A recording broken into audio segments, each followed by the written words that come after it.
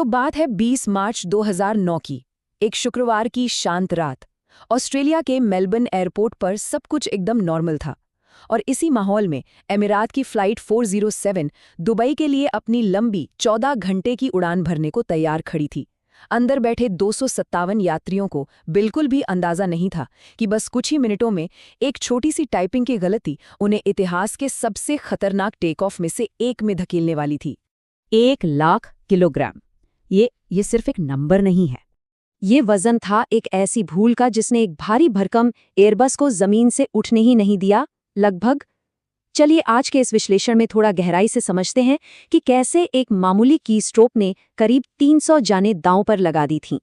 तो इस कहानी की शुरुआत होती है उस रात एयरबस A340 के कॉकपिट के अंदर से, जहां 4 बेहद अनुभवी पायलट मौजूद थे।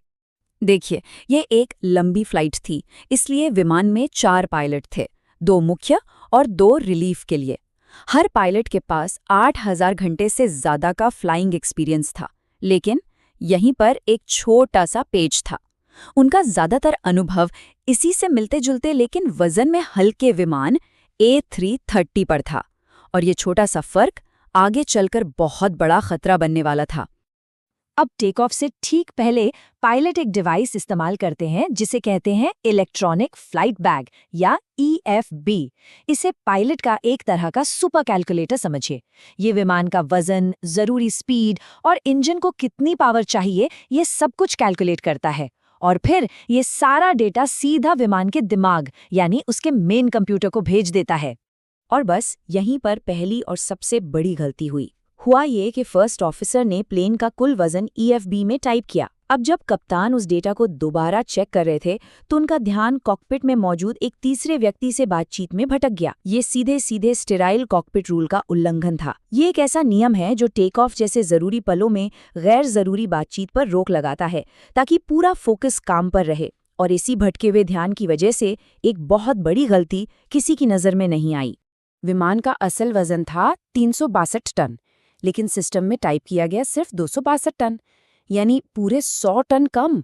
नतीजा, कंप्यूटर को लगा कि विमान तो बहुत हल्का है, इसलिए उसने कम इंजन पावर, कम लिफ्ट और खतरनाक हद तक come take off speed calculate कर ली।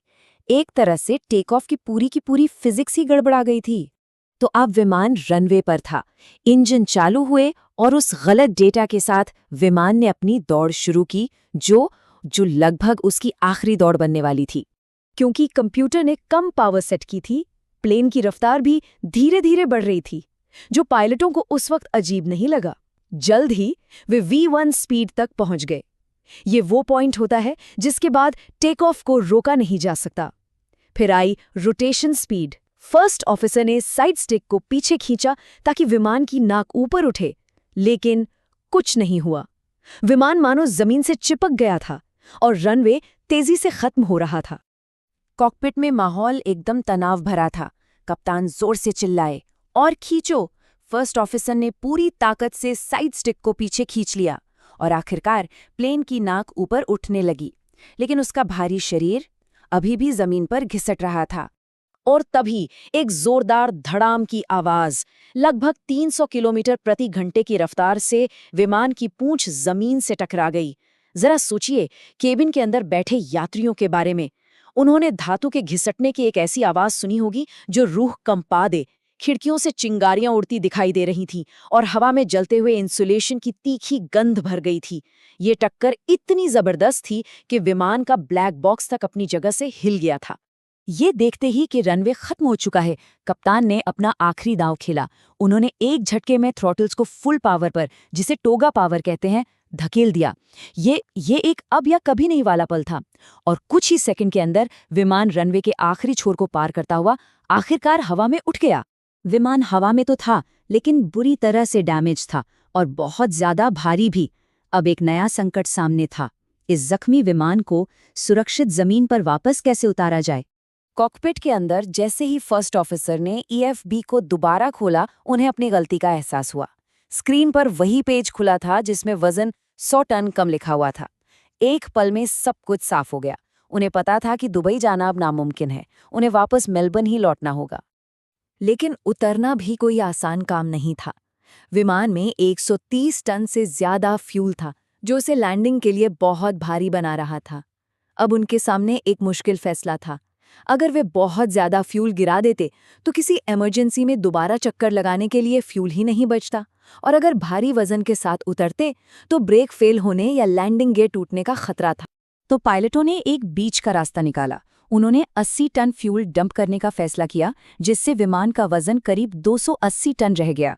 जैसा कि ये चार्ट दिखा रहा है, ये अब भी सेफ लैंडिंग लिमिट से 37 टन ज्यादा था, लेकिन इससे उन्हें जरूरत पड़ने पर एक और कोशिश करने का मौका मिल जाता। लेकिन मुश्किलें यहीं कहाँ खत्म होने वाली थीं।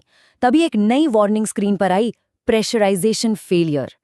टेल स्ट्राइक की वजह से विमान के पिछले हिस्से में दरारें आ गई थीं और केबिन के अंदर हवा का प्रेशर नहीं बन पा रहा था। इसका मतलब था कि उन्हें फौरन नीचे उतरना होगा। और फिर हालात और भी तेजी से बिगड़े जब एक फ्लाइट अटेंडेंट ने कॉकपिट में फोन किया और कहा, सर पीछे धुआं दिख रहा है और उसकी गंध भी आ रही है। धुएं की खबर का एक ही मतलब हो सकता था, आग। अब इंतजार करने का जरा भी वक्त नहीं था। धुएं की इस खबर ने सब कुछ बदल दिया। पायलटों को तुरंत अभी के अभी लैंड करना था। उन्होंने तेज हवा की परवाह किए बिना सबसे नजदीकी रनवे पर एक बहुत ही तनावपूर्ण और तेज रफ्तार लैंडिंग की। कैप्टन ने पूरी ताकत से ब्रेक लगाए और कई डरावने पलों के बाद विमान रनवे के आखिरी छोर पर जाकर रुक गया। अंदर बैठे सभी 275 लोग सुरक्षित थे। इस घटना के बाद जब क्रू वापस दुबई लौटा तो दोनों पायलटों को एयरलाइन ने नौकरी से निकाल दिया। लेकिन इस एक गलती का असर सिर्फ पायलटों के करियर तक नहीं रहा। इस हादसे ने पूरे एविएशन इंडस्ट्री को हमेशा के लिए बदल दिया। इससे कई बड़े सेफ्टी सुधार हुए। अब नए सॉफ्टवेयर खुद ही गलत डेटा को पहचानकर वार्निंग देते हैं। स्टेराइल कॉकपिट नियमों को और भी सख्ती से लागू किया गया और अब तो कई एयरलाइनों में 2 पायलट अलग अलग कैलकुलेशन करते हैं ताकि एक की गलती दूसरा पकड़ सके। ये वो बदलाव हैं जो आज भी लाखों यात्रियों की सुरक्षा करते हैं। और ये हमें एक बहुत ज़रूरी सवाल पर लाकर छोड़ता है। जब तकनीक और ऑटोमेशन इतने आगे बढ़ चुके हैं और हमारे सिस्टम हमारी हर कैलकुलेशन पर आंख बंद करके भरोसा करते हैं, तो एक अकेली टाइपिंग की गलती की आखिरी जिम्मेदारी किसकी है? उस इंसान की या फिर उस मशीन की जिसे उस इंसान ने बनाया है? इस पर सोचेगा ज़रूर।